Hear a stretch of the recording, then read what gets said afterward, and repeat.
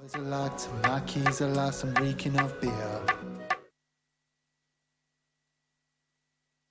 Boys are locked, my keys are lost, I'm reeking of beer. Well, I'm not fussed, no, I've had a good night. The cheap drinks, the good friends, the bright lights. I've been out here living my nightlife. The whole time you haven't crossed my mind. And my friends said you are the right type. And you made it pretty clear that right. Tomorrow's headspins be alright. Cause I'm starting a new chapter. I've had enough, yeah, I've been enough. Yeah, I've had enough, yeah, I've been enough. Yeah, I've had you, I've had enough. Yeah, I've been enough. Yeah, I've had enough. Yeah, I've been enough. Yeah.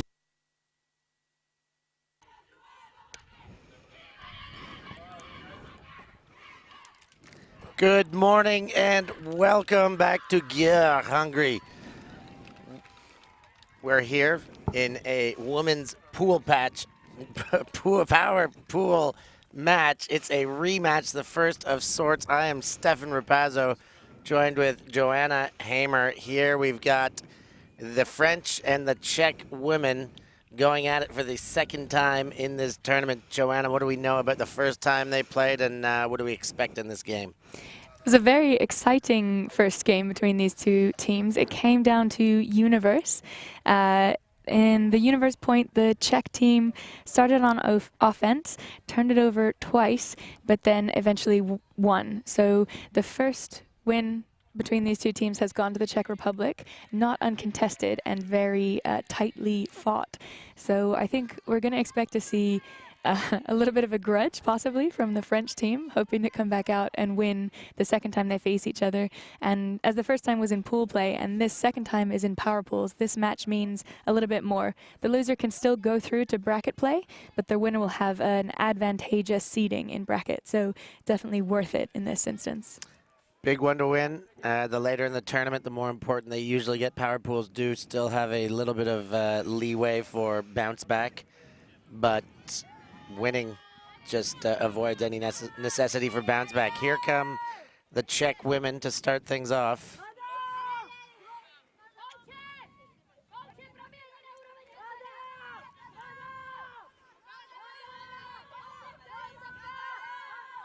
Kupkova, Vavrova, Toshnerova, the first Eurostar from the Czech Republic, the younger of the two Toshnerovas. Czech Republic moving it up the line into the attacking end now. Klachova back to Toshnerova.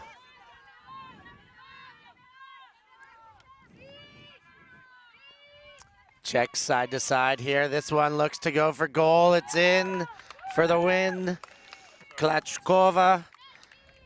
The Czechs on the board, 1-0 early going. Stronghold there by the Czechs coming out on offense. A bit windy on this pitch, as it has been throughout the tournament. You might call that a slightly downwind point, but it's gusty and hard to say. But we didn't see the wind affect the disc very much there at all. The Czechs easily swinging that disc. A great over-the-head reset, swing, find, and an easy put into the goal. I would call it a downwind. I think if this maintains, even just like this, we're going to see more scoring in the end zone to the left side of your screen. Quite the same as it was yesterday as far as the direction goes. Way less at this stage of the day, not blowing quite as fierce as it was in this field we affectionately refer to as Mordor. Hotter, windier, tougher conditions makes the wins that much more satisfying and the losses that much more difficult to swallow. Absolutely. We've seen teams really struggle to adjust to the conditions on this pitch, which are very different from any other pitch at the tournament. Rachel Toshnerova sends the pull, and the veteran Rasta Aline Mondiaux sends to Rodriguez. She can't handle it. Gives a slap of her own wrist, not happy. Toshnerova picks it up, fires straight away, bit too much on it. Her receiver was spinning in every which direction. Maravova. So the French will try it again, just 30 meters further back. We saw Rodriguez coming under early. She is a key target for the French. Gets a lot of space coming under because she is so well respected going deep. There's the up line, Dane.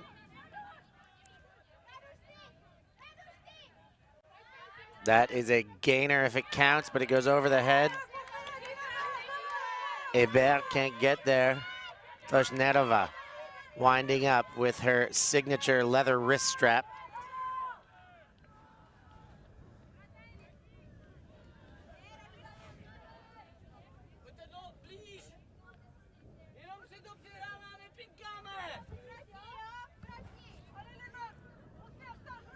Disc checked back into play and moved immediately to Toshnerova, and she jacks it straight away. Rodriguez is there, and she does clean it up. A dangerous space to throw to, and that's exactly why. Emphatic defense there, perhaps making up for her earlier frustration with herself on offense, really wanting to knock that disc out of the sky. So a zone out of, no, a man with a huge deep poach. 15 didn't recognize that she was as open as she was. Now maybe she does. For the French, that's Combray. But Mondiaux gets it, fakes the huck, centers to Rodriguez. Rodriguez, Berthet, continued on, Combray. She fakes a backhand over the head of the defending Toshnerova. Too far for Mondiaux. Czech Republic, Toshnerova so far has picked it up and hucked it every time, and she's not letting us down to that end. This one, macked for an assist. Mondiaux gets a piece of it, but only enough to help it float further into the end zone. Break early for the Czechs, 2-0. I loved what we saw there from the Czech D-line. They're not that bothered about France knowing their strategy, which from that point is quite clearly, let's put it into the end zone as quickly as we can. Twice, just slightly out of the reach of the receiver, one time with an amazing D by Rodriguez, but that third time, even with the great effort D by Monbiot, the disc still finds its way into the Czechs receiver's hands. I like that look. I think an aggressive D-line offense is very advantageous, particularly immediately after the start of a game. You want to put those points on the board. You want to be quite emphatic, and I think the Czech have really come out with guns blazing.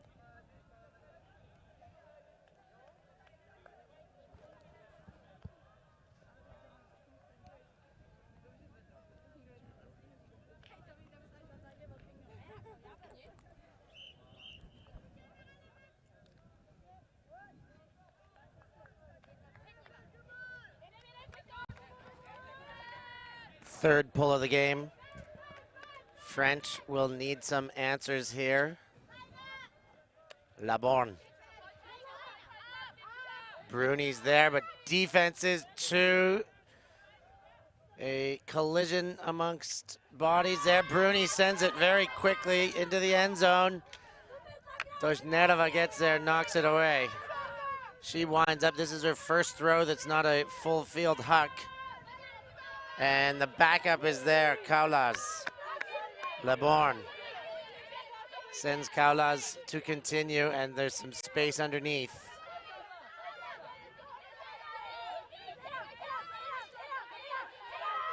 Frenier gets it across, Laborne to the veteran San Marco. Back to Laborne.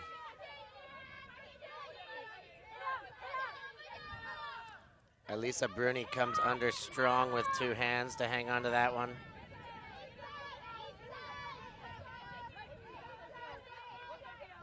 Frenier waiting for engagement. Laborne comes through.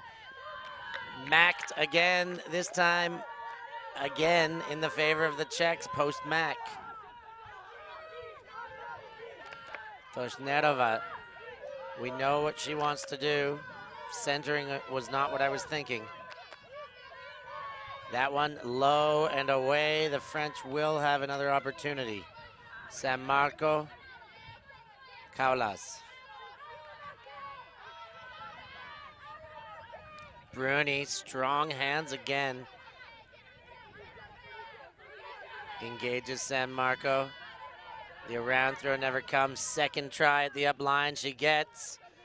San Marco gets the opening she was looking for from Audrichon. And they put one into the corner. They're one back, 2-1 still for the Czechs. Not the most clean offensive hold there from France, but so much effort and so much energy put in. A few turns, getting them back. The Czechs, again, putting in a very strong effort there with their D-line offense. Not able to get the huge hucks that they were on that first point.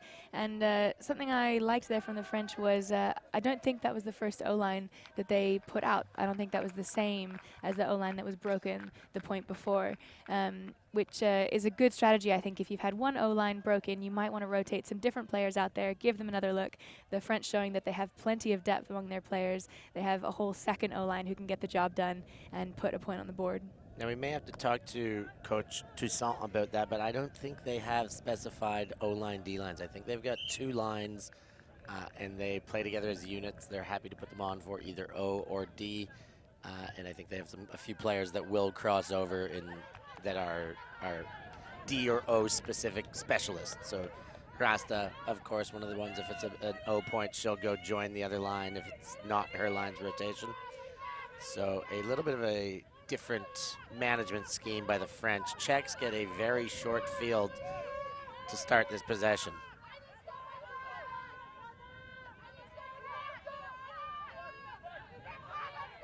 Winding up, that outside in will go towards the goal.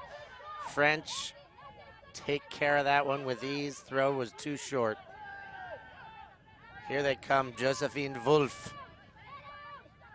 Plays for Révolutionnaire in the north of Paris. High stall count, but she gets away with one to Laborn. San Marco.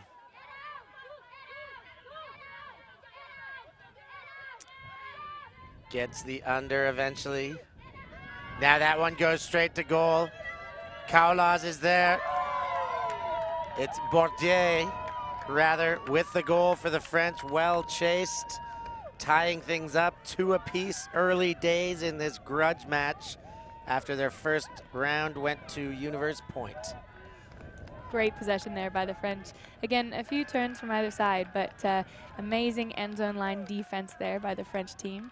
And going in what is essentially the downwind direction, floating that disc out into space in the end zone for the receiver. And you're quite familiar with many players on this French squad, aren't you? Enough. I've spent 1 year in Paris now, and I did get to coach in the women's division.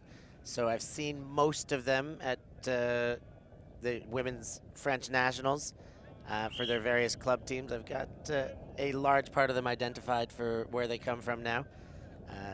Not in its entirety. I don't know every single one where they come from, but yes, I have grown to have some familiarity to the French program now. Is there any individual players you'd pick out for us to watch, or any tactics or strategies you think the team might be using? Well, players for sure. The one who just pulled that there, a wily veteran, Rasta, Aline Mondiot. She's the heartbeat of this operation. She is definitely the talisman. Everybody rallies around her. She's got the throws. She's a very dangerous handler, resets well, and hucks really well.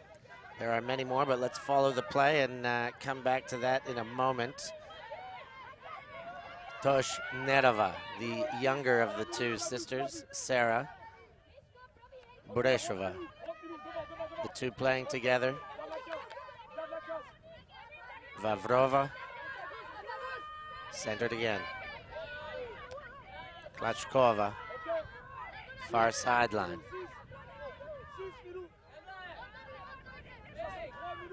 Bureshova arcs over top. She's got some space. A look at the end zone, not quite in, but gets another gainer. Dumps back. Checks, red zone offense, big OI. And as much as Daniela Rodriguez can't get there, her charging down to the disc caused the receiver to stop in her tracks, assume the D, and it flies over both of their heads in the end. So you see Mondio coming. I think the big story is Mondio, Daniela Rodriguez. They've got a incredible connection. Rodriguez had left town, went to Dubai a few months back, and has come back just for this tournament. So the two of them, wow, Berthet plays that well in a pack.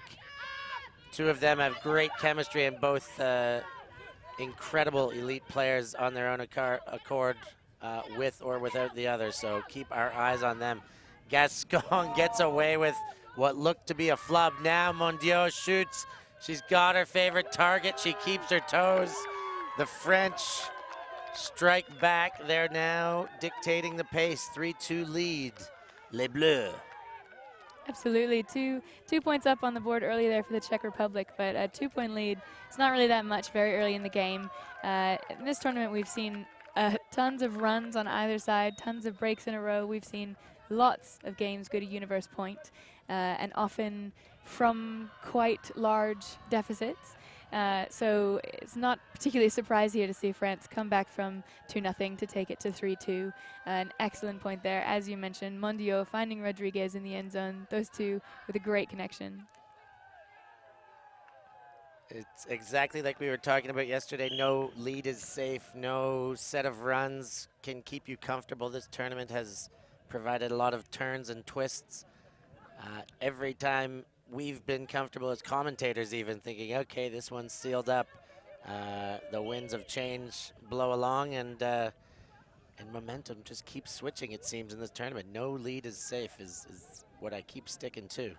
We've had lots of games with very close fights and very big comebacks.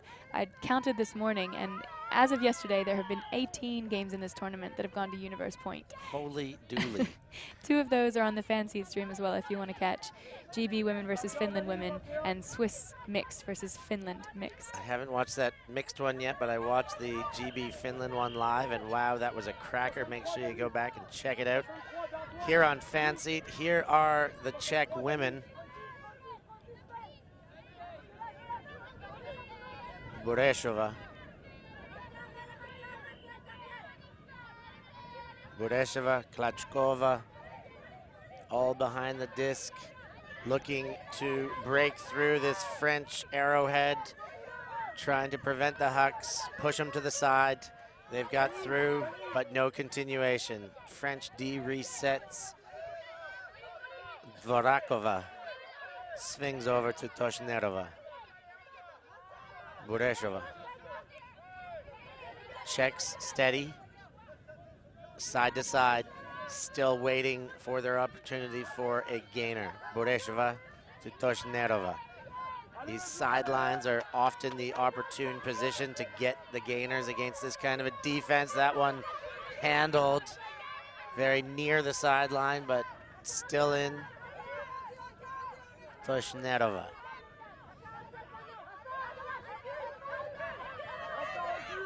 Burešova, she goes over top. It's floaty. Mondio's there. Just enough pressure to get the receiver double taking and wondering if she can get there. And in the end, it turns into a drop. Mondio now picks up for the French. Jacks it to the end zone very quickly. Not much thought, and what a play. Pauline Berthet from Grenoble gets big and takes that one away from 2 Czech defenders. Great pressure there by the Czech defenders, but not phasing Berthet at all, bringing it down 2 hands above her head in the end zone. Fun fact about Berthet, her teammates say that she hates chocolate but loves gibbons, potentially because she's spent a lot of time playing with Monkey, the Grenoble Ultimate Frisbee Club. So a talismanic animal for her there as she gets up and gets high over those Czech defenders. I think that she's got a stuffed animal, gibbon, attached to her bag everywhere she goes. I know that in France at the Championnat, their team does tote around a few monkeys to bring them their luck and to keep associated with. So we'll see the teams take a timeout here. I would love to see more of that French zone that we've seen in the past 2 points. They're putting it on upwind and downwind. which can be very effective. And coaches often talk about when they're designing designing zones for their teams to play, you kind of have two things you consider. The first one is what's your overall team strategy and what do you want to give the offense and take away. But the other is what skills and strengths do your individual team players have? And what we saw in that French zone was Rodriguez is at the back being the deep. She's such a deep threat. She's got such height and such closing speed that she's really sealing up that deep area. You had a cup of 3 from the French, but what we saw from the Czech was 5 handlers at one point behind the disc, and that leaves just 2 players upfield, both of which can be quite easily marked up by Rodriguez and one other. And it meant that the Czech were having a very defensive, offensive possession and really struggling to move the disc through the cup. And eventually when they did, they put that blade over top. It floated a bit too much. Mondiaux was probably not going to get up and over, but the pressure and the footsteps caused the second guessing, and the French got themselves that chance. They cashed in. French pull, not incredible, comes out in front of half, in front of our cameras. The Czechs will set up and get ready to go with good field position. Bureshova. Disc is in. Up line. Straight away to Toshnerova. Straight away in. I couldn't tell. She got trailing edge. Hooked the thumb there. Czechs respond with 2 throws to score. Beautiful offense. I'd love to see that again. I don't think that can be a pull play because you can't know that the other team is going to give you that field advantage on the sideline. But as the cutter caught that disc, she almost threw before looking. She knew that her teammate would be there making that cut for her. So we see here's the under, and then the deep throw goes up immediately. The separation isn't longitudinal. It's not towards the end zone. The separation is that she's got separation in pitch. So curving that disc over the head of the defender leads her out into the space. Sort of a trust throw, a belief that your teammate will be there, that they know that play. We saw both teams warming up some of the plays that they were hoping to bring out onto the pitch. Both teams warming up with quite a few long throws, but also quite a lot of small cuts back and forth. So I think we'll see a little bit of both offense from both teams, but the short game for the Czech there working well. But short game, long game, the better you do one, the more you open up the other. And it's important to establish both as early as possible so the defense can't settle and take away what is perceived to be your strength. San Marco now.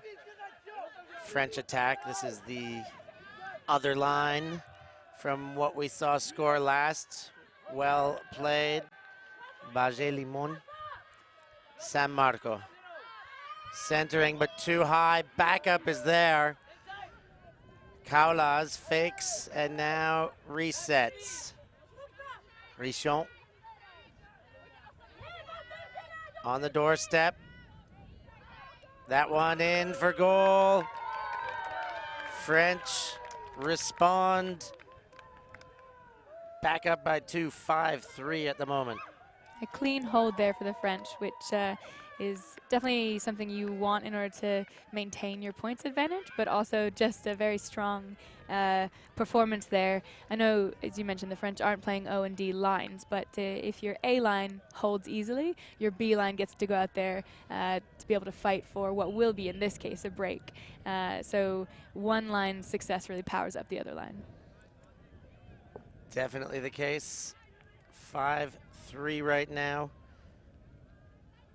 We asked a few questions about the last game that these two played, got many responses. I was most curious about the final point. The news I received was that there was a bit of controversy on the last point, some calls, some contentious calls. I've been told that there were none and that I heard wrong, but the news was out there that that was the case. We did hear that the Czech team were given a 7 in spirit score from France on that last game, which so you can see on Ultimate Central, along with the points results for the game, you can see the current spirit results, which is really great for teams because they get sort of ongoing feedback throughout the tournament. They can have a look at what they're not doing so well in, have a team talk, figure out how to address it and get better. So whether there was controversy or not, the French gave a low score for one reason or the other, and let's see if they work it out with more spirit this time and what kind of result happens. I've always said it's very difficult to beat the same team twice in the same tournament.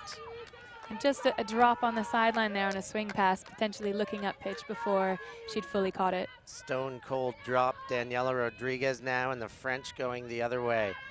Big break flick there. The big woman gets wide into the splits and made the break look easy. Rodriguez dumps, it gets it in the dump position again. Engages Mondiaux. She's waiting for unders. Gascon.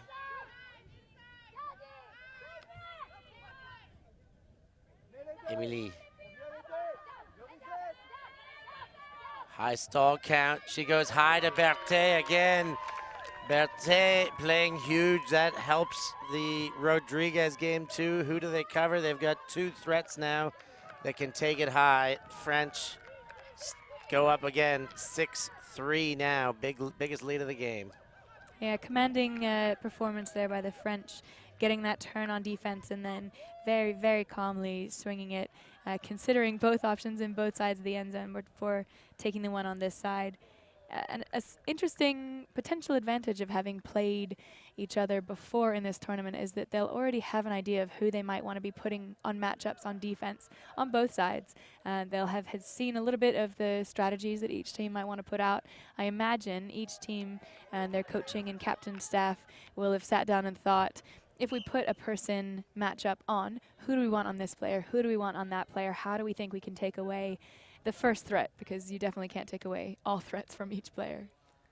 Never going to happen, as no matter how hard you try and scheme and believe you might be able to, there's always going to be something that opens when you take away the other.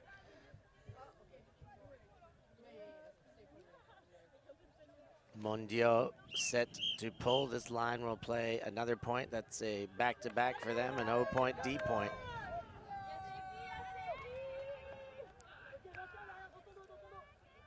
Budashova gets it again in the center of the field. Klachkova. Klachkova again. Leashkova. Budashova. Vlavrova. Toshnerova. The Czech names sound so wonderful, but take just an extra second to process with the check marks and the accents. Leashkova, who saw a small space there, did not want to take it. Boreshova, far sideline. Vavrova, and again, Klachkova. Leashkova dumps, Boreshova. High throw count already, still in their own half. Easily 15 throws into this possession. Now they get a gainer. They get through Leashkova, midfield. And the French making a lot of noise to potentially change their defense. That one there, Rodriguez had a thought about bidding, opted out. Czechs dump, and the French have found their match defense. That one did not need to be defended, only mishandled. The French will get an opportunity to break.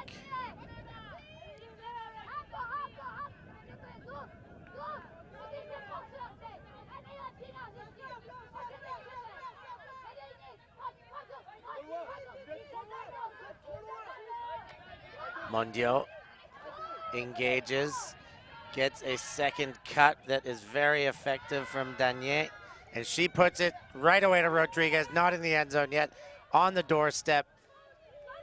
And stall count beginning to mount as she finds her receiver. Gascon finds a bit of room in the corner, and Rodriguez sticks it in to go up another 7-3.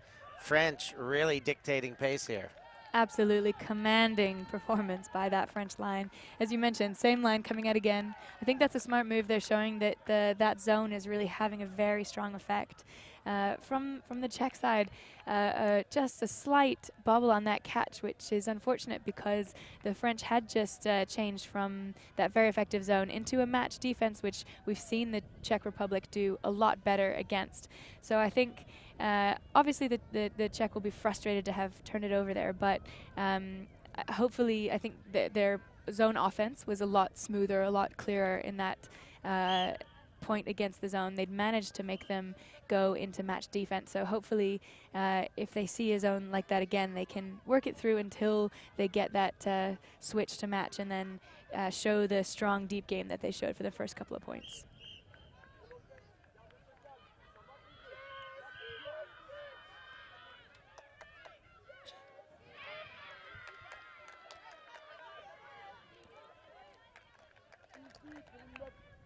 Elisa Bruni uncorks a pull. The Czech O-line set out in the other direction. Hadlačková, Tošnerova. The two of them together here. Burešova. Return play now, Tošnerova.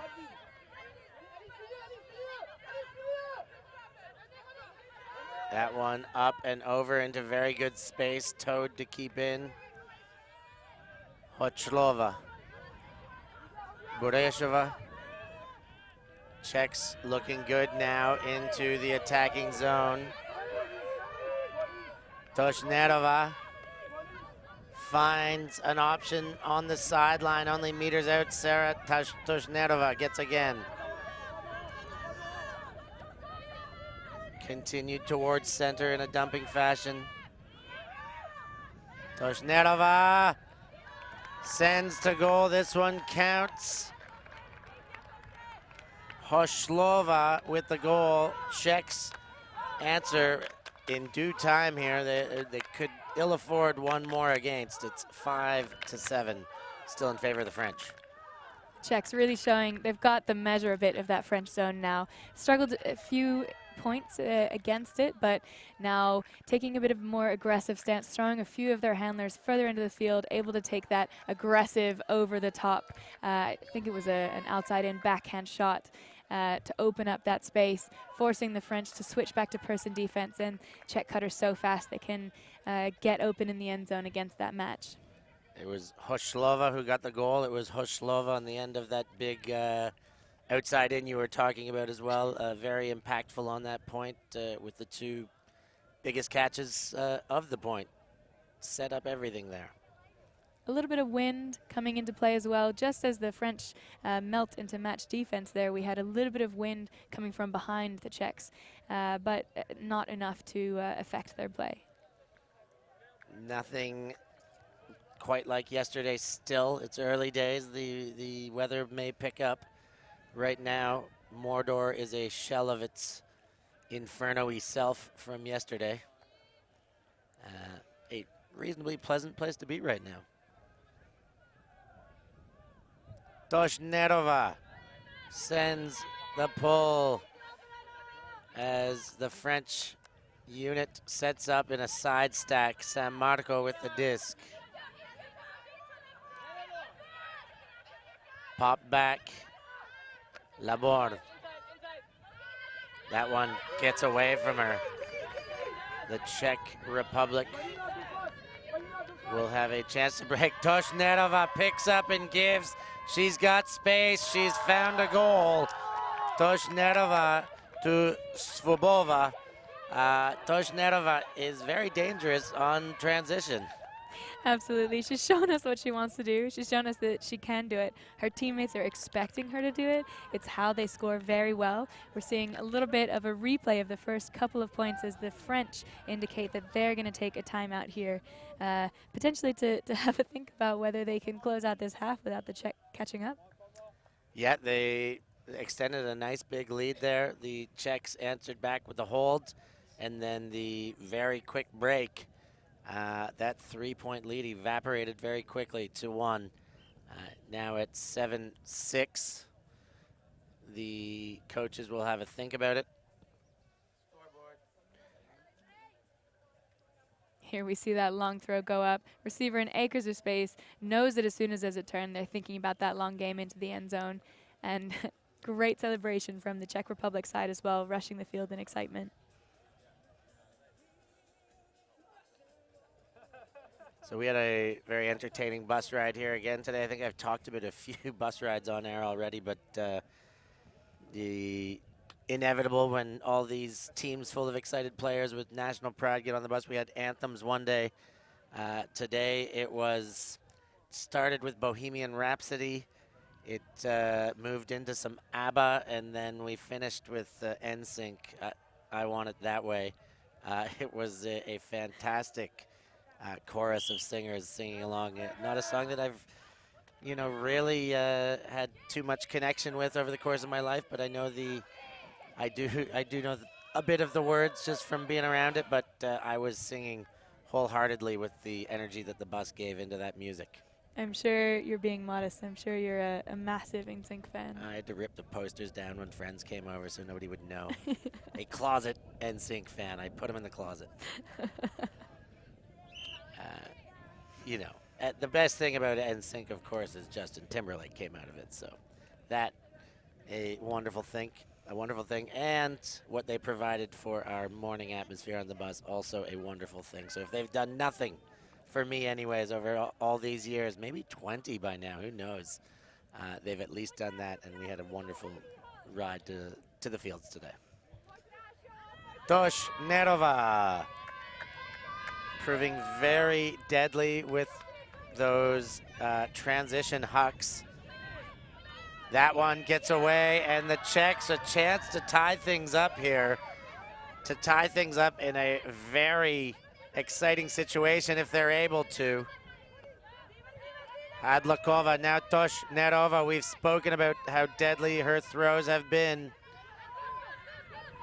Hadlachkova, that one floats. Receiver gets it knocked away. Berthet again puts a hand on it. And the French don't feel the sting of that errant pass from earlier. Disc is in now. Bit of coffin corner for Mondiaux. Gets one up. Daniel Berthet. Rodriguez with pressure from Tosh Nerova. Rodriguez goes up and over. Gainer there, connects to Ledoux. French happy to reset and take all those meters now in the attacking half. That one through to Mondiaux. Now she has a good look at the end zone inside the opposing brick mark.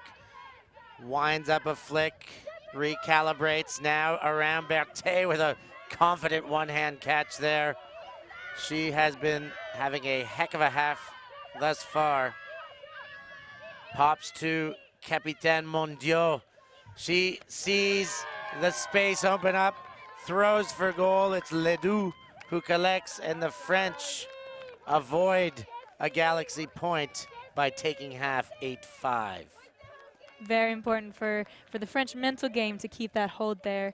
A bit of a turn, and the Czechs had an opportunity in the end zone, but France will be very happy with that hold.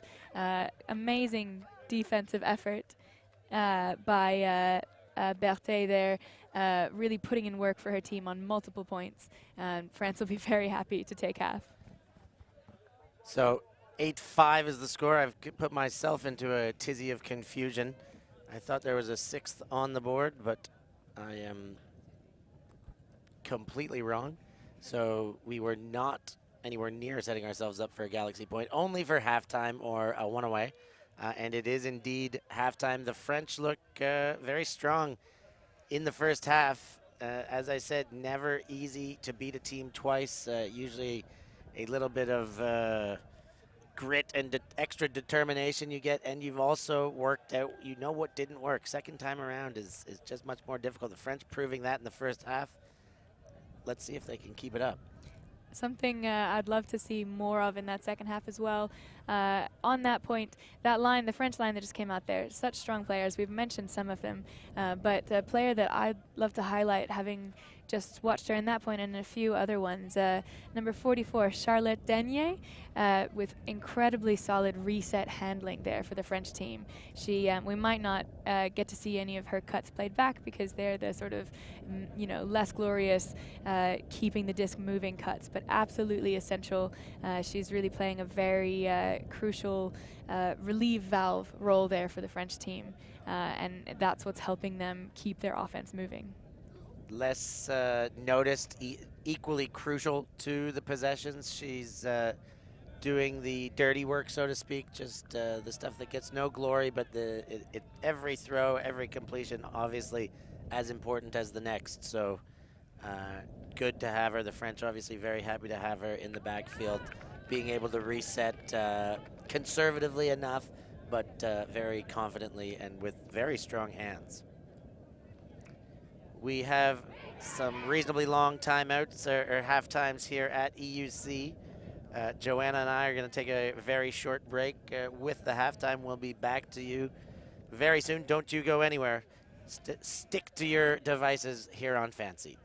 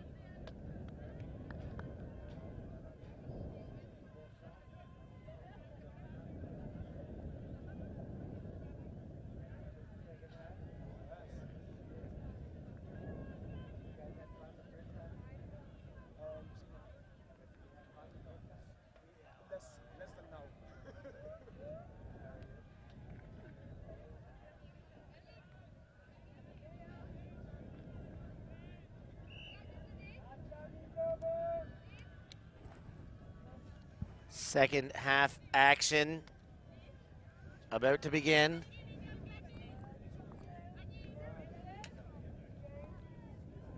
I was looking for which line had the disc out there. I couldn't see it anywhere because it wasn't out there yet. And now Toshnerova of the Rahel variety, set to pull.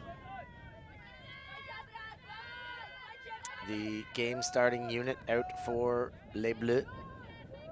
And there is your X Factor player, kicks things off as Danier gets it to Mondiaux, and now Rodriguez and the French get going, looking at a standard cup zone out of the Czechs. Hébert moves to Mondiaux. Mondiaux watching the stall count, but puts it up, likes her receiver, does she ever? That's the connection she is so magnetized to. This time it doesn't come off, a little bit too far for Rodriguez. Tough find going over her shoulder in the end zone corner. The space was open there, and she was arguably the first able to get there, but not quite in time. Probably needed the other angle in the air there. Would have liked the outside in coming back at her, but would have been a much tougher release with the zone in front of her. Toshnerova gets meters upfield. Gridlova goes back now to Toshnerova. Bureshova, Toshnerova. Playing behind this wall. A little bit of a bump on the mark there. We've got dueling Toshnerovas on this point. Bureshova back to Rachel Toshnerova. And Sarah Toshnerova. Two of them very dangerous. Now a big upfield gainer. They've got their desired meters. The French defense melts to match. And the Czechs aren't bothered. They keep moving it right into the end zone. Strike to Svubova while the French transition. Slightly disorganized as such, and the Czechs capitalize. Yeah, we saw before that halftime, the Czechs seem to have sorted their offense out around that French zone, and we see them there commandingly just executing the handler swings and resets, finding their ways through that cup, being very patient in what's essentially an upwind point, but not having any trouble getting the French first to go to match defense and then putting it in around the defense. So good opening to the second half by a Czech perspective. Walking one in. Quite, as you said, a great bit of patience by the Czechs on their own end. I thought they were looking a bit stifled. I thought maybe going side to side there's a small amount of uneasiness, but they held their mettle. They stayed well focused. Eventually found two gainers to get through, and on the second they melted, and as we said, scored while the transition was trying to change the look. And that one Czech player really deep in the zone, keeping Rodriguez occupied, it means that mid-pitch can be accessed by the handlers. They can, if they can break through the cup, they'll have a player in the middle there with much more space around them than if that Czech deep receiver were a lot closer. Well, the wind picking up a tiny bit, still right to left on your screen. The Czechs will be happy enough with that for this point anyways, as it's at their back. And the French going up wind. Richon. Mark arrives late, but does get there. Baguier-Limon. Kaulas. That one floats way more than she wanted. San Marco takes it great. The line is in question, and she's happy enough to give it up. Went too far astray, and the Czechs can go the other way here. Toshnerova demanding her stack to move, conducting traffic with the iron fist, or leather fist, we'll say. But that one gets away. San Marco picks up. Bruni took space, and the French settle. Bruni comes under. Bruni puts a big one. It's on target. Next throw could go. Now they may look to reset here. Nothing immediately, so trying to stall out. That one gets slapped away. And the Czechs are very happy to get that disc back. Toshnarova picks up and jacks it. That one is there now. Going the other way, one way to the other. Big throws, timeout by the Czechs. Amazing action here on field 2. Czechs settle things down after hearts start racing either way for the Czechs and the French. Wonderful end zone defense there by the Czechs. Toshnarova doing a great job of a bit of heads up D, seeing that her player was moving back into the resets so she could take a few seconds to sort of help out on the mark and get in the way. And then the entire team just demonstrating exactly what their strategy is. If we get that turn, we're going to look for a long throw. Valterova immediately making a really big deep cut, and Toshnarova putting up a beautiful throw, very, very quick. She picked it up and threw it immediately, but absolutely on target. Showing some excellent deep throws is Rahel Toshnarova in this game. The tactic I like too, I don't mind having a D-line that is a shoot from the hip, pick up and go. They've already, the D is unexpected. It's you're not supposed to. Theoretically, the way things are drawn up, O is supposed to hold and score. So when you get the opportunity, playing a different style, playing that like, it keeps your defense on their toes. They can't really adapt as well to a whole team style when you have an O-line playing a calm, reset, precision, setup, cut kind of attack. And the defense kind of just, all right, pick it up and go, bolt the other way. I really like it. It can't be every time, and there does have to be a way to reel it in and slow it down if it's not coming off and it's not there right away. But I do love immediate looks like that to make the turnover count very quickly. Especially, we've talked about this French line, it isn't an O line, but if you've just been playing O, your eyes are on that end zone, your whole focus is moving that disc that way. As soon as there's a turn, you are probably not going to be as ready and as enthused to sprint back down the pitch on defense as the Czech team, who was just on defense, are as excited about making an offensive cut. Valterova stands over the disc, 6-player deep vertical stack.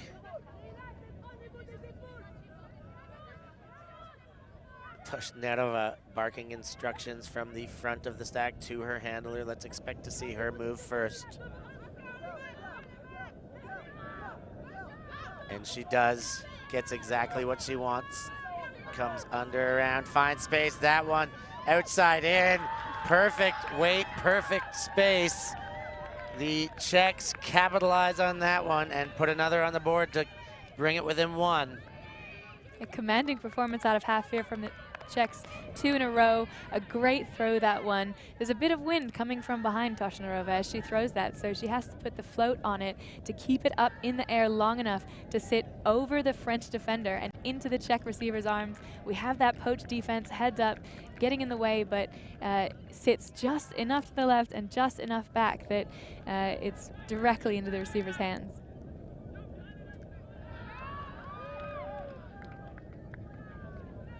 There it is again, Toshnarova.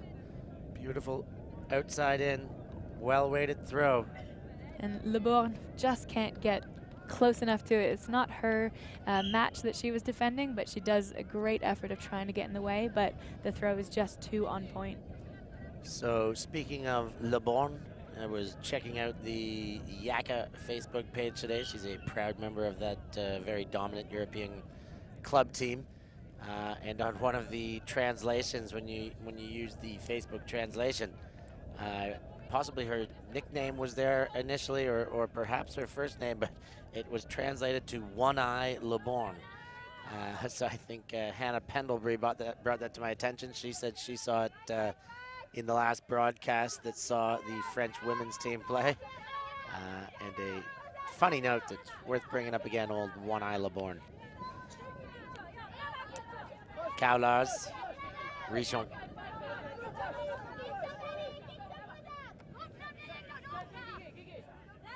Le Borgne again to Richon.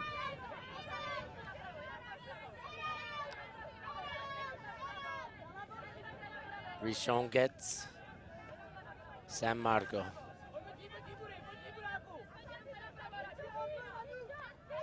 French side to side. Czechs happy to stick with their zone. Kaulars gets the disc. She puts it deep. It's well too low, not enough under it. Czechs will get an opportunity.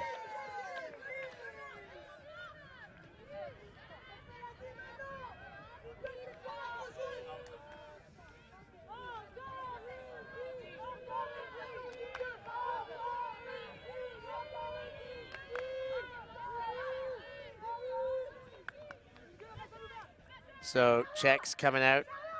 We saw Lisa Bruni hit the turf there, but no foul. She gets up and continues playing defense. Toshnerova jacks it again. Her throws have been very well weighted, well put, and now an open thrower. Mark comes late. No harm because of that, but they got some significant meters in the process.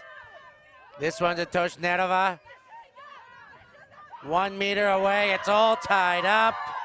That one into Slutza for the goal. It is all tied up, 8 apiece, couple snowmen on the board. Czechs steal the momentum, and we are locked in a good one here. French coach signaling for a timeout there. Going to gather his team once more, but what a point that was from the Czech.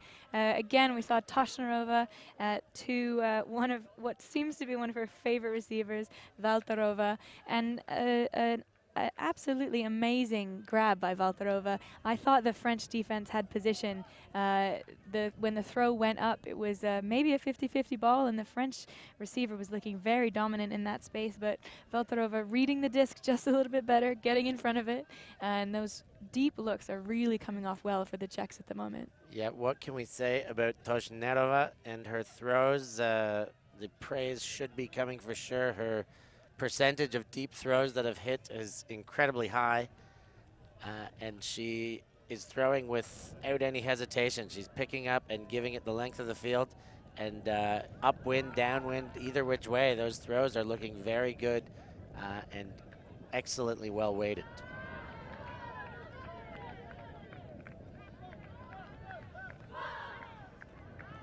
Both of these teams coming into this game have 2 wins apiece. France has 2 wins, 3 losses. The Czech Republic has 2 wins and 4 losses. They've played 1 more power pool game than have the French so far. So both of them would obviously love to get up to 3 wins and have a chance of coming higher in these power pools and coming into brackets with a stronger seed.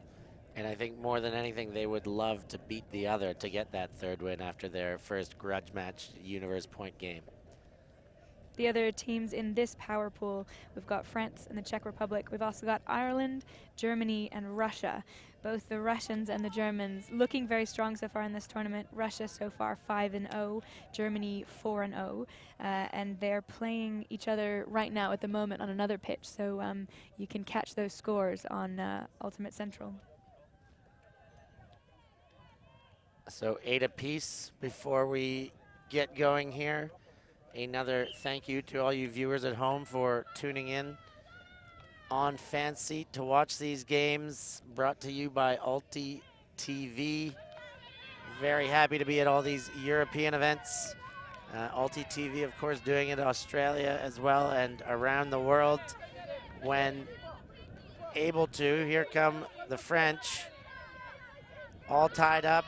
Everything matters now. Berthe, she's been having a great game, taking high discs specifically. The big receiver from Grenoble gets away with one there. There's a foul called, and foul on the throw or a stall count. Yeah, head tap there.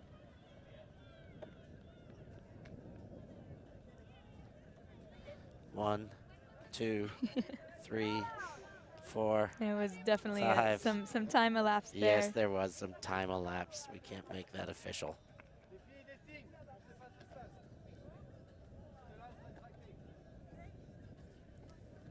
Players making the hand signals for retracted stall out. So it appears the disc will continue where it is on that far side of the pitch. Hébert. Ooh, well contested. Good to hang on those strong hands again. And into a pack comes Rodriguez out the top. Rodriguez, high stall count, goes left hand. Mondiaux pulls it out of nowhere, and a stall count again to be discussed.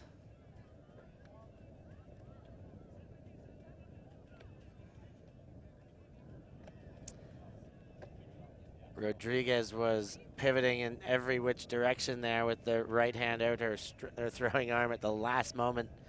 You'll see her switch hands here and go lefty backhand.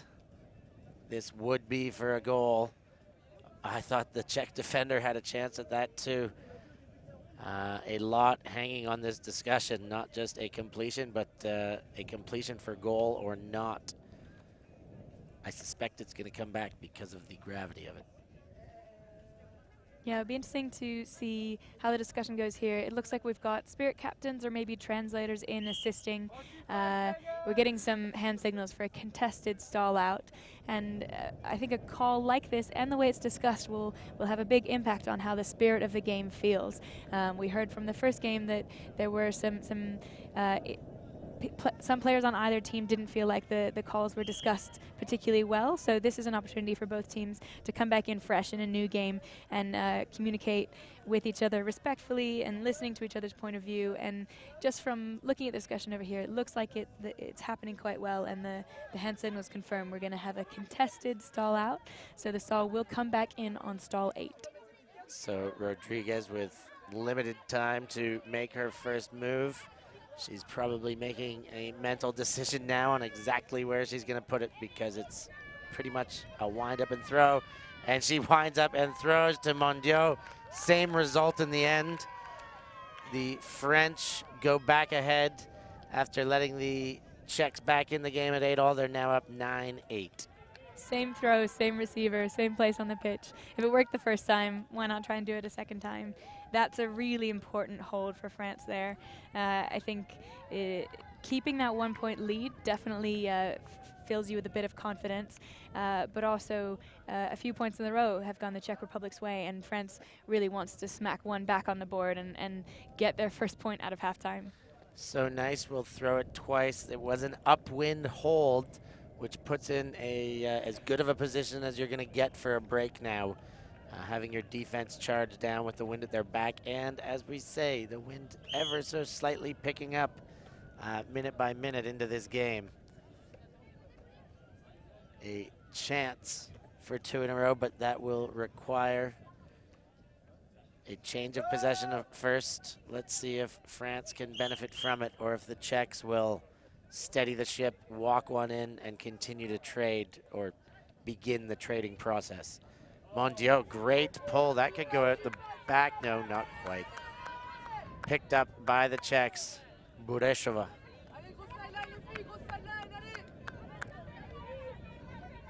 French supporters starting to fill the sideline. Vavrova gets it back again. Toshnerova centering. Bureshova. Michalova. And the Czechs looking into the French zone. They get through the middle there, but not much meters gained. Getting around again. Toshnerova. Side to side here go the Czechs. French front unit moving well. Lots of pace amongst them. That one squeaks in front of Rasta Mondiaux.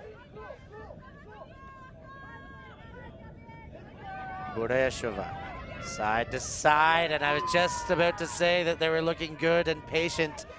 And as I was just about to say it, a errant catch there, a stone cold drop, and now the French with a short field to look at. Mondiaux, will she spot Rodriguez? Of course she will, very early in the sequence. French capitalize on the upwind hold and make good with the downwind break. Good decision there by the French to send the exact same line out again. if you have two lines, you can alternate back and forth between them. But if you have one that's on fire, that's having a really good time, why not send them back out on that downwind to take space? Why not? There's no need for equality as far as running your lines go. As a coach, you've really just got to feel them out. Who's playing best, which line is best suited for the situation, whether it's a downwind pull, an upwind receive. Do we want to play zone? Do we want to run them in with our fastest line? Whatever the case, you're right. If something's working, just play those players. You don't have to hang on to systems too tightly. And a great high release flick break there from Mondiaux. And oftentimes we've been seeing more and more of that. That was a bit of a outside in throw to the inside out space. The disc fading away from Rodriguez, but that works is because that's the space she's going into. That throw becoming very popular. You see it used, I think, first proficiently by the Japanese. The Americans adopted it into their system very quickly.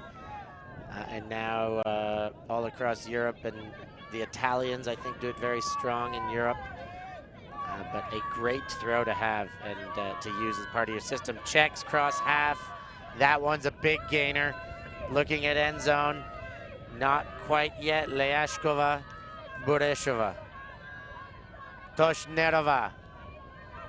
Far corner, that one's in. Defense converges, but not quick enough.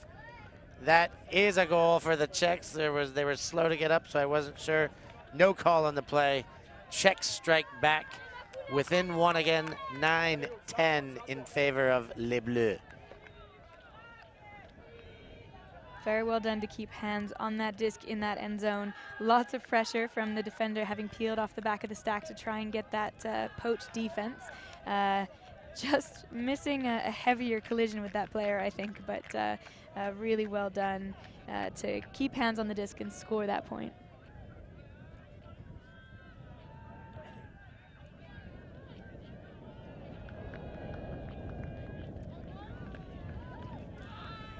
Scoreboard just gets knocked over there. Wind definitely picking up.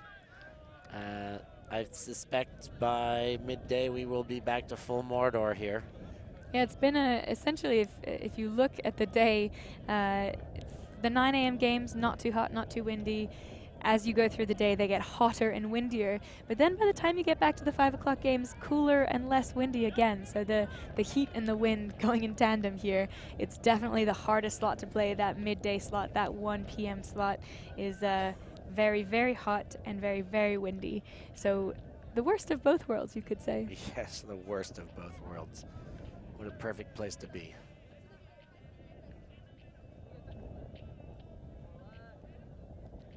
Toshnerova sends the pull. That one settles into Mondiaux's hands, but she's not playing, so out of bounds. Richon. Oh, she was on the 3-meter line perhaps, now on the proper sideline. Laborn steps into the zone, just gets that past the hand of Toshnerova. Levalier moves it on to San Marco. That one low, but gets to Laborn. San Marco. That one high, but Kaulas handles well. Levalier, San Marco, Laborn. French side to side at about midfield here. Staying patient thus far. San Marco gets all sorts of attention, but Levalier gets the space because of it. Kaulas. San Marco still working at the midfield range. Dumped back for safety and swinging reset. Laborn with the disc. Levalier. San Marco, French going backwards for a few passes there, but now they get a gainer. Kaulas gets it again. San Marco. Levalier swipes and comes the other way and now gives that forehand. Far sideline for Richon.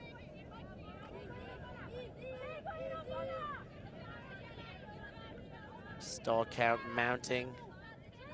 Finds her dump in Levalier. San Marco. Baget Limon. Levalier. Richon with a disc. Now a gainer right on the doorstep. Not quite in. Resets available and taken. Levalier. Czech defense still maintaining their zone. Lots of holes available now. San Marco, that one very easy. Nobody covering Frenier.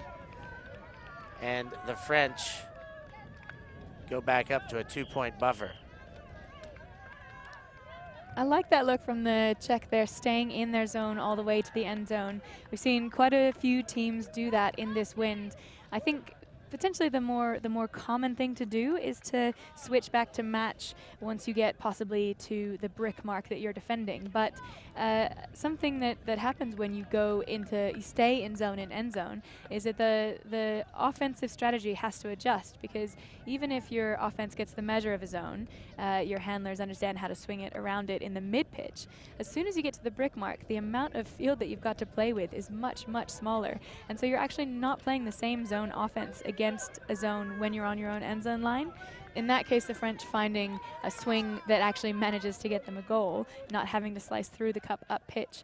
But yeah, a great look from the Czech, and really, really nice handling there from the French on that point, particularly Levalier with some very, very solid, good swing throws.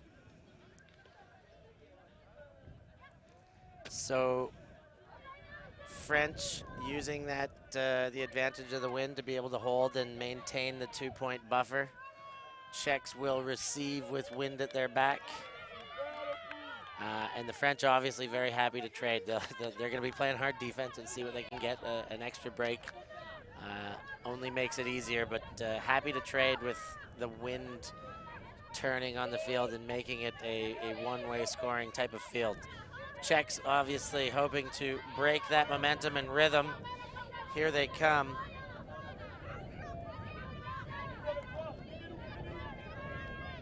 Burešova. Ooh, that one gets through, lots of room. Take their meters, half field and beyond. Leashkova dumps back. And that one mishandled by Burešova. The French will have a look at an upwind break opportunity. Mondial winds up, takes Rodriguez under duress. Rodriguez gets a gainer to Gascon with a bit of contact after the catch. Everybody gets up, no problems, no fouls. Gascon sends to end zone. Berthet is there, but Toshnerova finds her way around the throw, just not quite enough on it. And a nice clean D as well there, coming from the backside, the invisible side of that player, but not making any dangerous contact. Shows very good body control in doing it.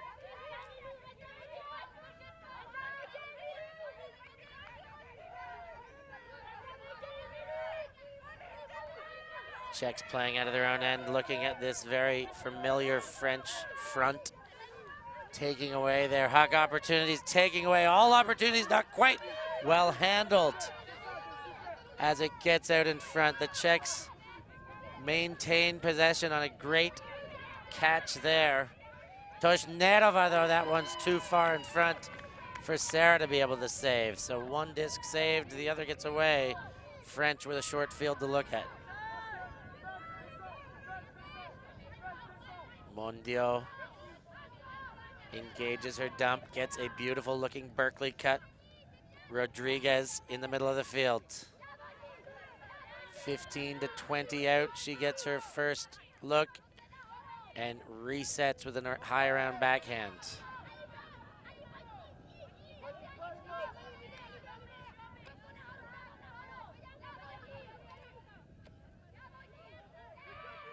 Mondio de Gascon, that one counts.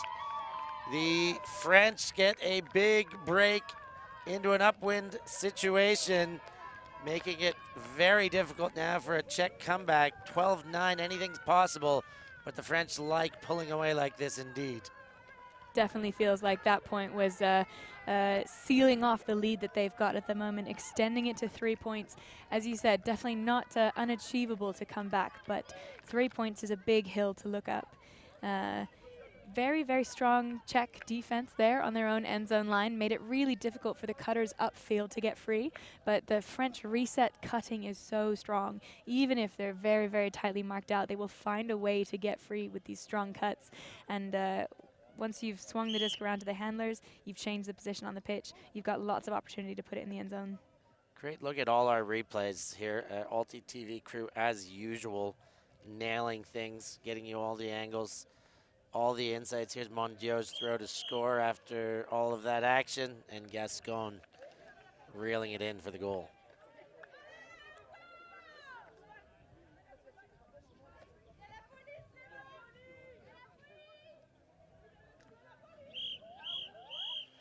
Mondio to pull. Big pull from Mondio into the downwind. That will put the Czechs into their own end zone as Toshnerova gets one coming the other way. French happy to keep showing the zone that's been so effective thus far. Sideline to sideline go the Czechs. Leashkova. Toshnerova.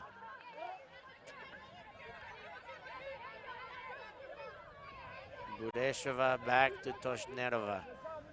Czechs side to side, no presence upfield. We see 21 only. Rodriguez is moving in there. She doesn't even have to play deep because there's not much upfield. And as I say it, they get that midsection and take some meters. French seeming to melt to match defense here.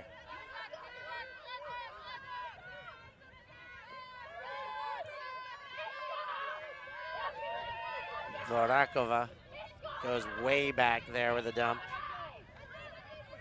Klachkova. Big shot comes up, good angle on it. Gets around the big body of Berthe. Burashova with the disc. Dumps again. Attacking half, Toshnerova. Gets meters onto the far sideline. That one for goal. It counts. The Czechs manage one up into the wind. Klachkova with the goal. 10-12 back to within 2. As you mentioned, the Czech side looking like they were pressured quite a lot by that French zone, pushing backfield, taking a lot of swings, losing some yards. No players really threatening the deep space, but then when they find that breakthrough, and when the French team go to match defense, the Czechs looking a lot more comfortable managing to get that long put that we know they're looking for, and smoothly putting it in to the end zone. And that's an important hold for them to bring the score line back within just 2 to give them a chance of coming back in this game before we hit the point cap of 15. Seems every time I make mention of something trending, I think it happens to all us commentators, but just as I thought the Czechs were starting to look uncomfortable behind the disc there, they found 2 holes through in a row, got the meters, and once they did that, and as soon as the French transitioned again, they found the space and punched in a goal. And Klatskova, who caught that last disc, she is getting married this month, so the perfect way to prepare for that marriage. Congratulations on the wedding proposal, and hopefully you have a wonderful wedding. Kaulas gets her under, very strong. Baj, Limoges, Richon. Bruni. Bruni normally with one of those short legs cranked up. That one now that's fall down. Bruni, a bit of a flub there, partially hand blocked. Toshnerova tries to make them pay, but her receiver goes the other way, and her throw goes a bit too far out of bounds regardless. We've seen those throws connect so many times this game. I think, you know, the Czech side is looking for that. The receivers know they're waiting for that. In that instance, the receiver just thought, you know what, why don't I try the break side? Maybe she'll be able to pop one over there. But the miscommunication leads to a turnover.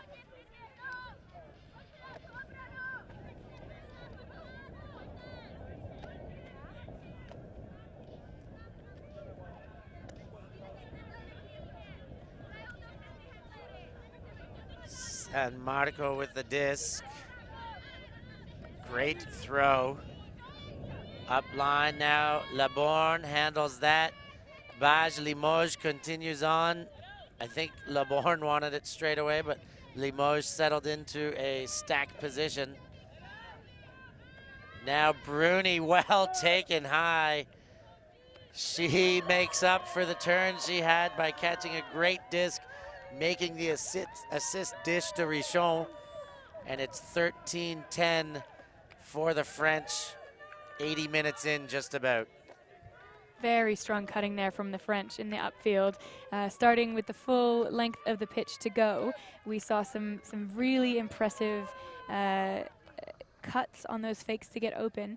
Very, very quick changes of direction from the French cutters.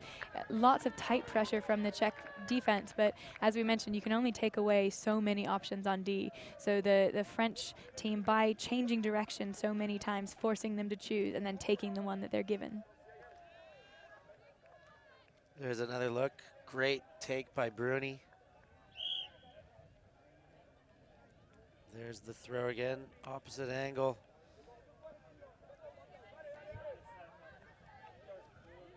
Bruni lives in Paris, but an import from the Italian side, from Bologna. Has been a stronghold in the French club system. A little bit of time with Révolutionnaire, the club I had the pleasure of working with this year, but she wasn't on the side. She's now moved over to POUC, the South Paris club that ended up third at the French Nationals this year. Czechs, Burešova. Vavrova, Burešova, working together in this Czech handling unit with Leashkova, who gets a touch there. Now Toshnerova on the front foot, puts it away and goes side to side again. Burešova, Toshnerova.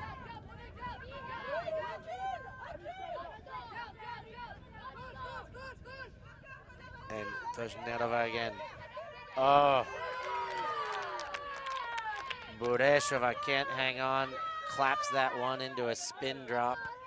We've seen a few swing drops on the sideline from both teams, and it could be potentially on that sideline. There's the sideline, and then there's a 3-yard line, and it can be a little bit confusing to think about where your feet are. Yeah, the little distractions, your eye will catch those white lines and make you wonder. And wondering when you're trying to make split seconds decision is never helpful. San Marco. Good bid to try and make up for an errant throw, but Dumont never with a real opportunity to get there. Burešova. Toshnerova. Czechs in a limited to their offensive looks here. They're really having to settle and stay patient against this zone. Burešova, Toshnerova,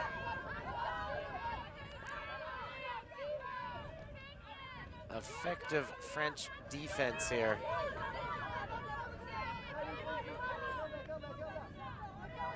That one gets around the wall, gets a few meters back to Toshnerova. Another gainer through the wall, but they get the gainers and no continue. So the wall does have that chance to reset. There's the gainer. Can they continue? No, back to a dump. They are getting meters, chipping away, and now they have made the French transition. Will they strike in transition again? Toshnerova gets it in front of the poach.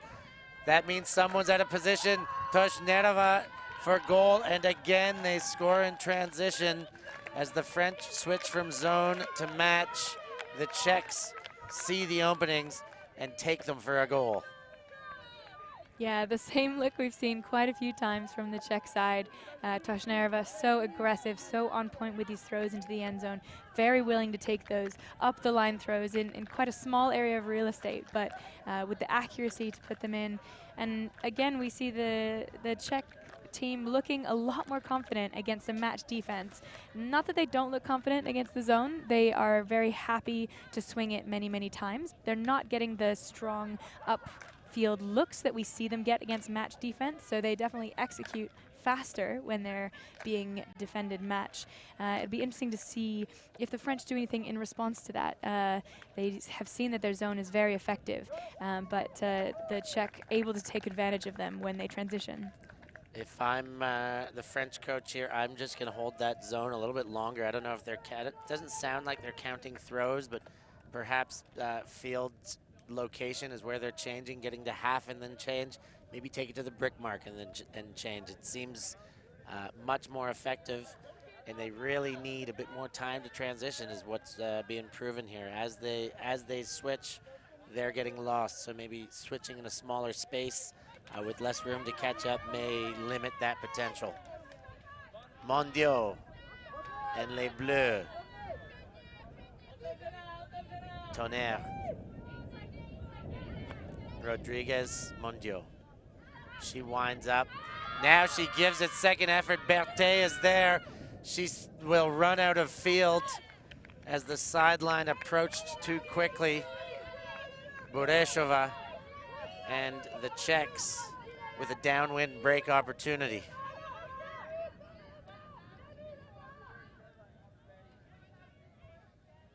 Some discussion about where the disc went out of bounds, as that's where the disc will come back in.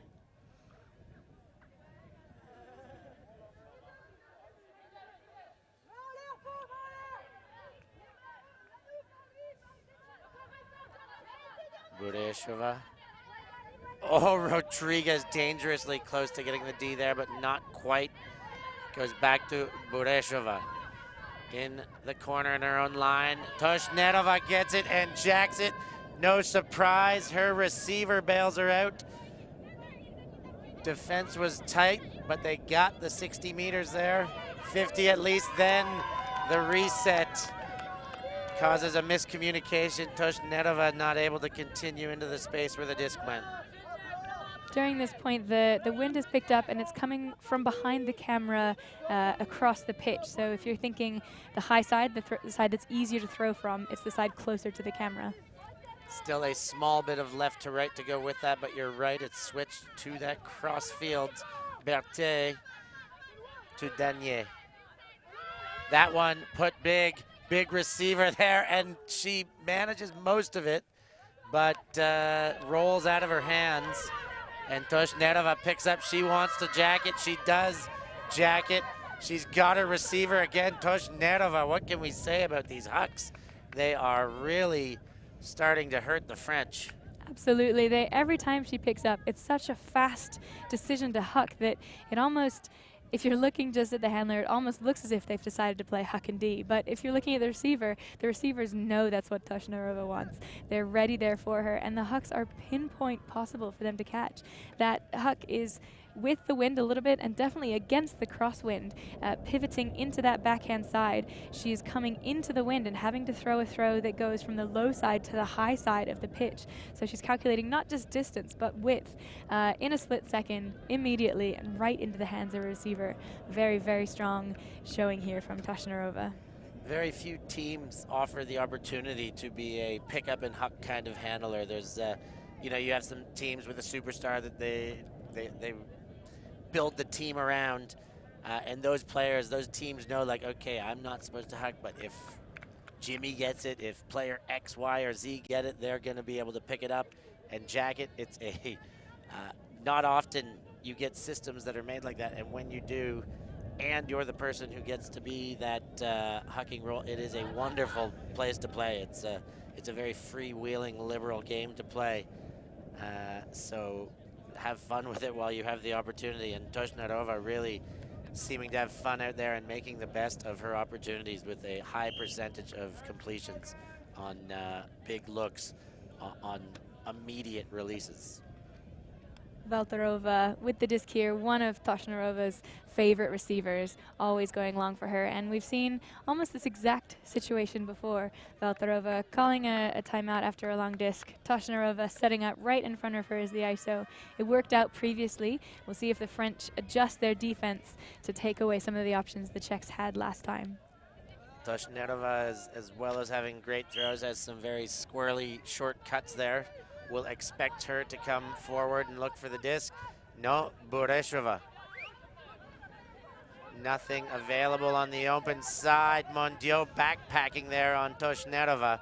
Toshnarova, second look, gets the goal. That one goes to bring them within one, 12-13. Sarturisova with the goal. Really intelligent play there by the Czech Republic. As we mentioned, they've run this play almost exactly before. The French might be thinking, let's play really tight here on Toshnarova in the front of stack. But it's another player that cuts through. It's another player that takes that space. Possibly not what the setup play looked like it was intending. All of the disc just happening in a very narrow channel down the side of the end zone. The French doing a great job on that end zone line of strong D and a few poaches to get in the way, but the Czech able to slide it around them and bring the game within one. So the game within one, but the French still receiving with the wind at their back. Definite advantage to stay up that 2 or 1 if they can at least punch in their downwinds. 11 minutes less than on the clock. But as we know, that is not all that matters in these games, especially now 13-12. A game to 15 can eliminate that clock from being from having anything to do with the outcome of this game.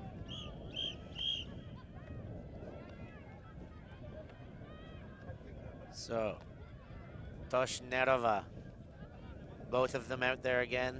Rachel, set to pull. Excellent pull, upwind. Floats and drops. Richon will look to put it into play. Oh, into a tight spot there. Ill-advised throw, but she waited till a high stall count, or the cuts waited, I should say, to develop, so not many other opportunities. Bureshova and the Czechs coming, looking for what could be a very huge break point. Bureshova continued. Klachkova. Toshnarova. Bit of bump on the play there from Mondiaux. Up line goes to Bureshova. She cooks her defender and then calls a foul as Rodriguez tries to catch up into position. Some of the enthusiasm from the French defense here translating into a bit of bumping on the mark, but Czechs calling it, and hopefully that'll subside. That one again, up line, Toshnarova, Sarah. She goes back to Bureshova. This one to Rachel Toshnarova. Both teams with very strong lines out there right now. This is the business end of the game. Pick called.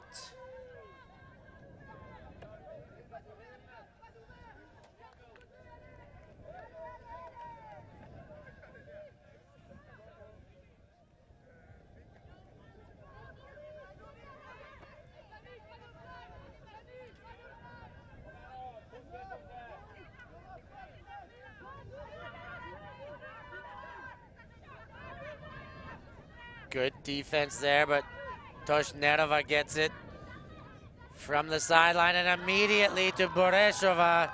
We're all tied up at 13. The Czechs have stormed back again, have yet to take a lead, but second time they've tied it up now. And with an upwind break point.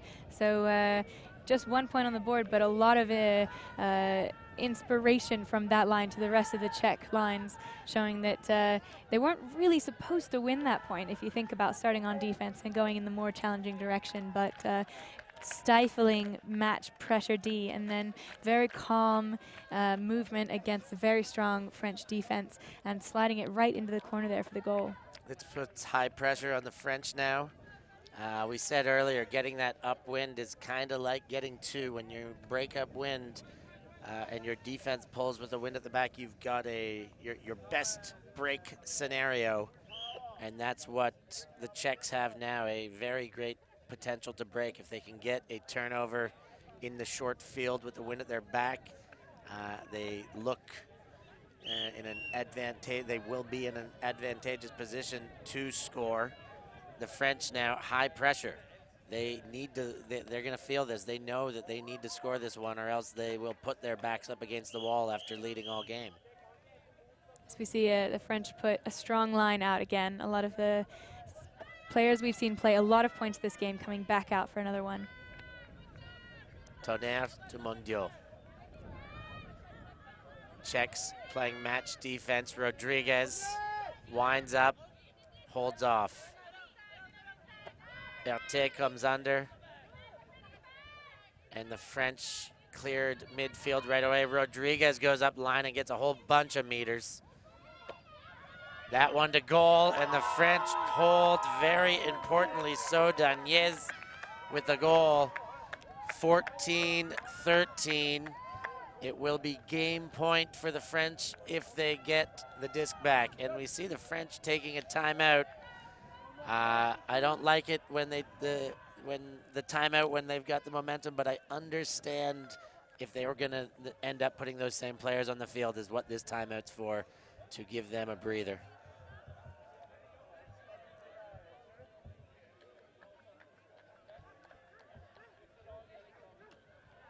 Yeah, commanding performance here by the French, and we saw Rodriguez really going to work there for her team.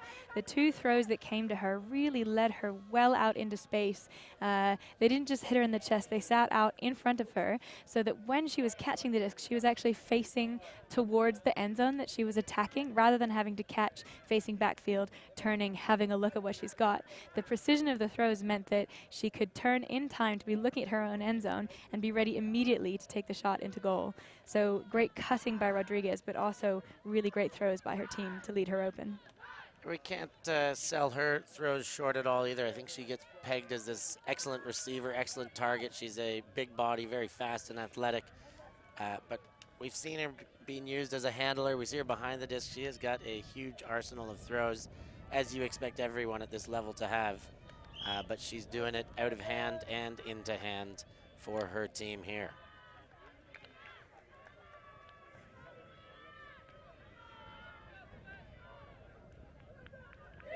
So pressure now shifted to the Czech Republic. An essential hold here to extend the game. Wind in their faces.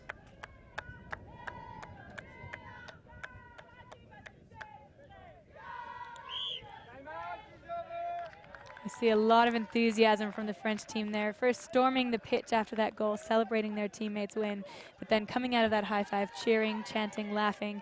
Very positive attitude coming into this game point. And now this, we see they took the timeout there. They've got a fresh line out. So those kind of timeouts sometimes stifle momentum if it's not just for the respiration purposes. Let's see what happens post timeout. Boreshova, 13-14, tight game. Sarah Toshnerova moves it up the field, looked to get it back, but was not able to. Now it's up big, that one's caught. Czechs right there, that one thrown behind, and the French have an opportunity to capitalize. Goodness gracious, centimeters away from taking this to Universe Point. Laborne picks up, cuts already in development. Valier gets looked off. San Marco kind of scoops it under her shoulder. We'll see if we can get another look here. Call from the Czech defender is that the disc is down, and nice spirit there from the Czech team, teammates letting their teammate know that they have a perspective. There's the throw. That looks like it bobbled down. We would need another angle from here. There's the throw again, wobbling. Oh, definitely down. Definitely 100% down. That throw should be down. quite clear from the replay that that's down. Again, on pitch it can feel different. You might not know. The players can consult us if they would like, but they don't have to. The perspectives on the pitch are the ones that matter. And the hand signals are indicating that it's a contested foul. If it's foul on the throw, that's a totally different story. Which is what it's about, because the catch was not made. That much was very clear, but it doesn't matter because there's a foul on the throw.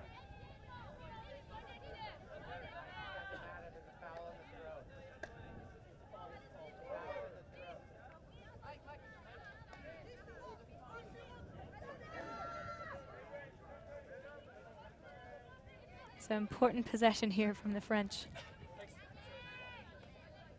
Pick violation. Probably an early start.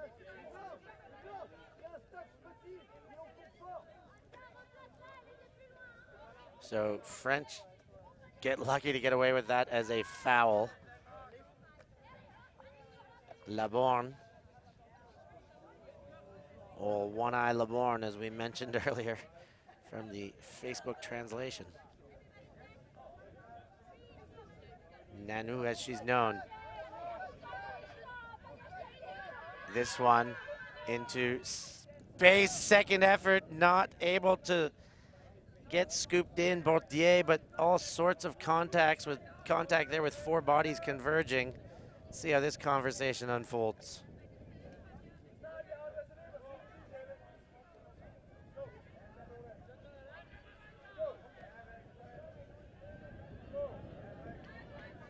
Bailout throw there from the French, forced by very tight Czech defense. They know how much is on the line. All the players out here from the Czech team on defense are putting their all into stopping this point, and did a good job to force that difficult throw. But as you mentioned, lots of contact on this receiving, both offense and defense. So lots to chat about.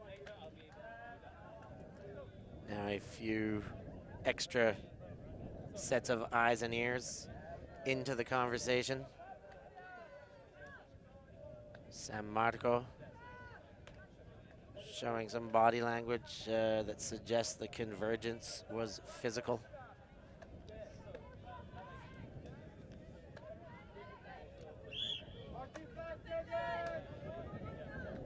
This looks like a sign for a turnover, and the French will play defense. Bureshova. Chance for Universe point if they can cash this in. Pushnetova. Oh, bobbled. Tried to be picked up from the turf, and she threw it away from her own hands with no intention, of course. Now San Marco. To Laborne. French waiting for options. Now San Marco, Levalier. Nothing deep yet. Pick called.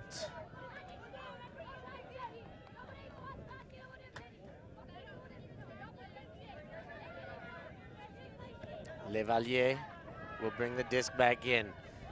France, potential to win the game. Game point with this possession. Disc in hand. San Marco gets nearing half. Josephine Wolf sends to San Marco. She's got to hit the ground to keep it alive, and does. San Marco, gainer, but there's a pick called. Throw to Dumont will not count. Comes back. High pressure situation here late in the game. France with a chance to win. Czechs in desperation to get a D.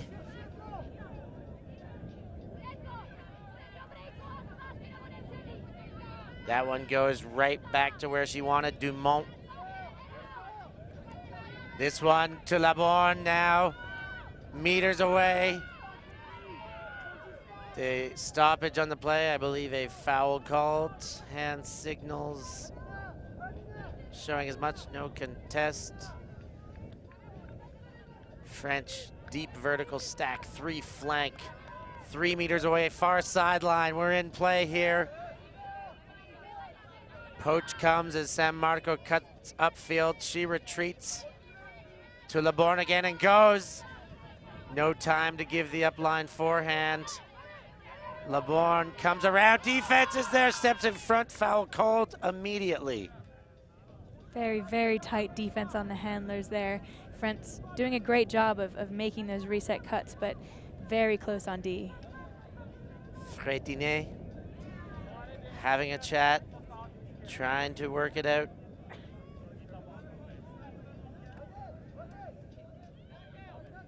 With Zikeshova. Contested foul will go back to the throw. LeBorn.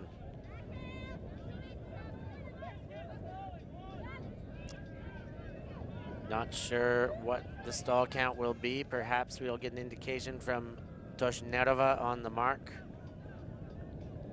Coming in at 7, I believe 7.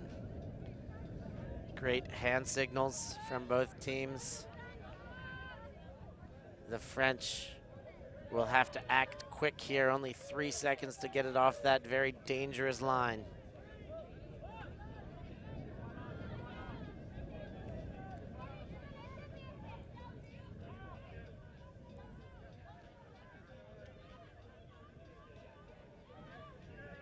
All players finding their positions from where they were before the stoppage. LeBorn will have the disc. Toshnerova to tap it in. 14-13 France.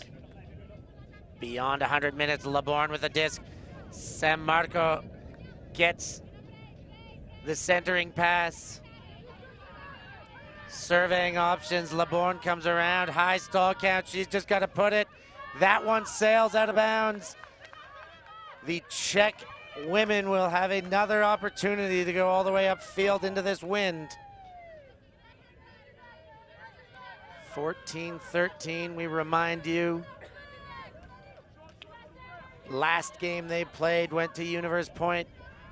This one will be separated by maximum 2, but potential for 1 if the Czechs can score here. Good movement early in their own end. Klachkova. Zikeshova. Toshnerova. Czechs continue to move. The disc well bid came from Levalier, but a bit too late. Now a big one up field, center of the field. Got all the meters she needed on the doorstep. Czechs desperate to convert. Toshnerova gets. She'll be surely to throw to goal here. She does. It counts. The Czechs tie it up. We're going to Universe Point Part 2 between the Czechs and the French. So much effort from the Czechs on that offense. The cutters making cut after cut, working against a match defense, which you've seen them be so strong against so far, going the whole length of the pitch all the way up. Toshnerova again being the one to send that disc into the end zone. We saw a long disc, which we know they love.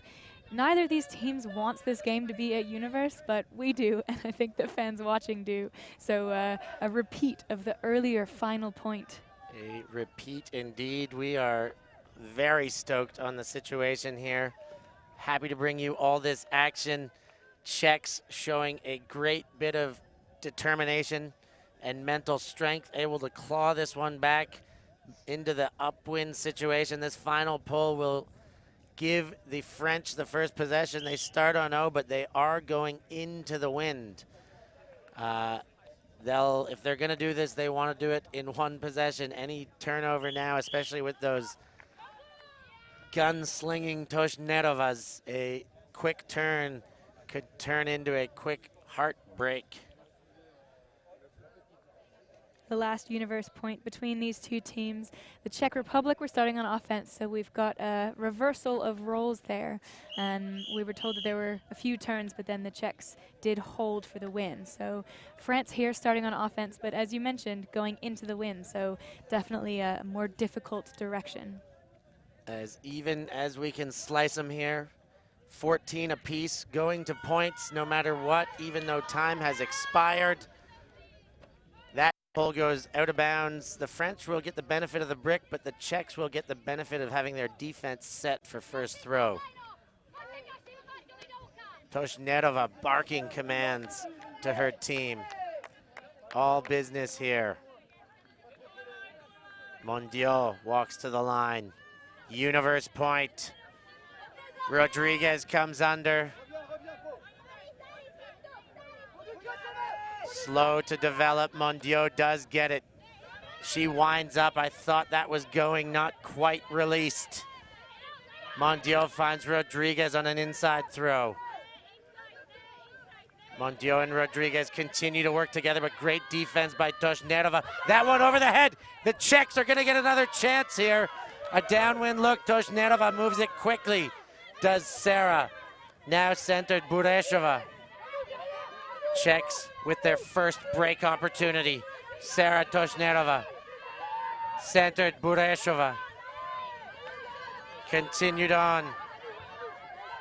Bureshova. Midfield. Or her own brick, rather, now.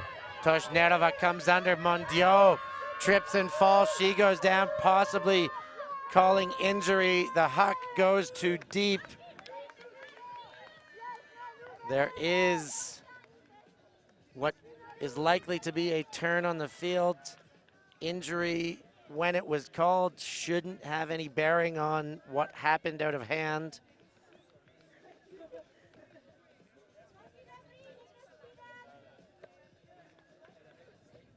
Seems like an ankle roll.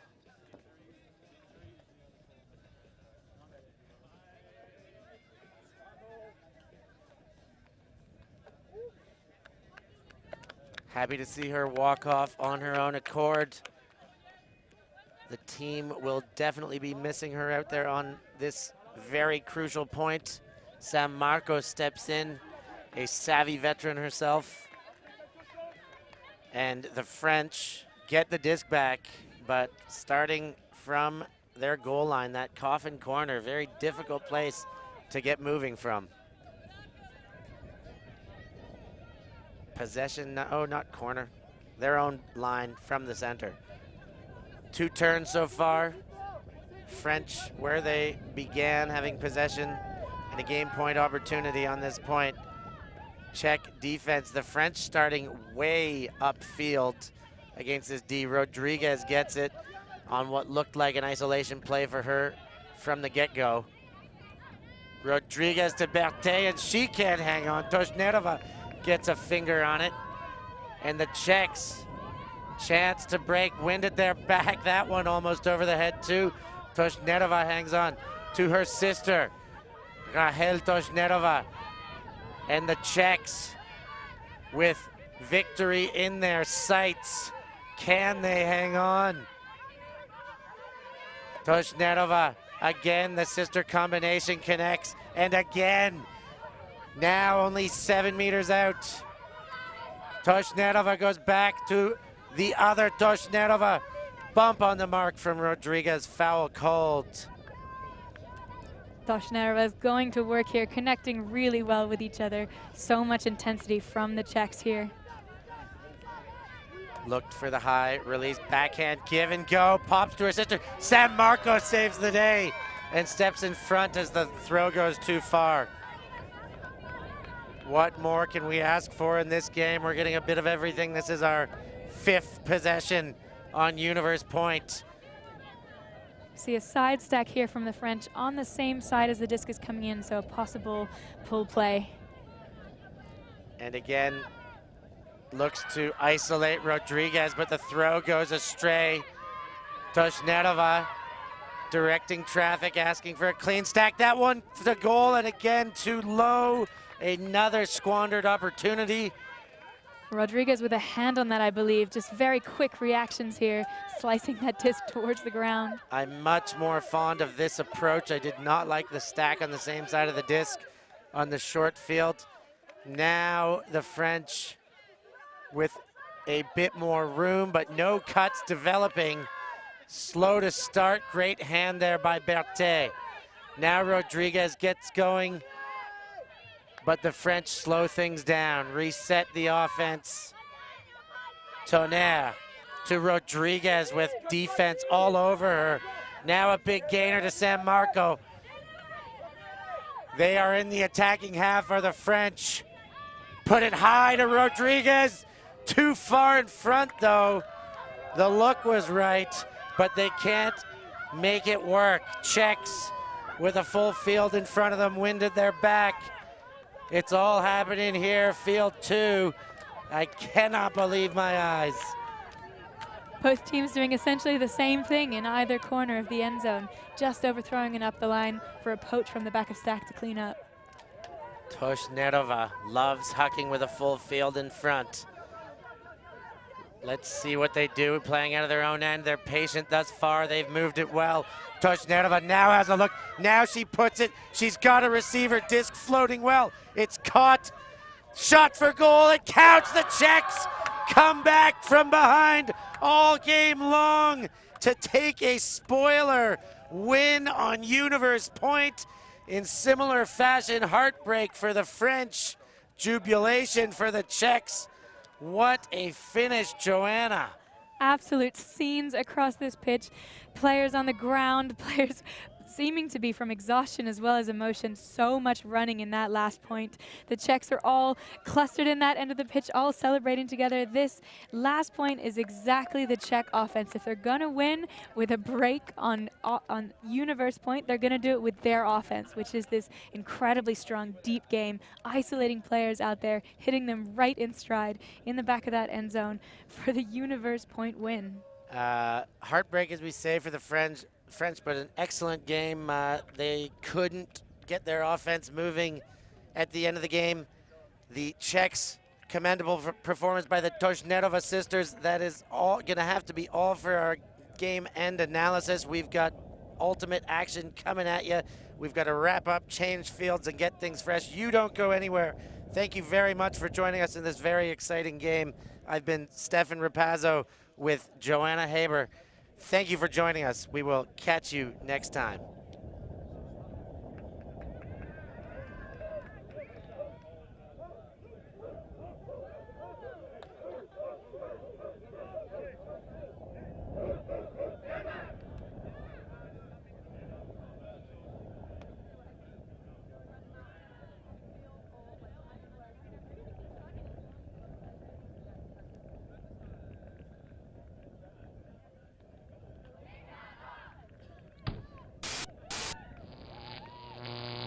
Alti.tv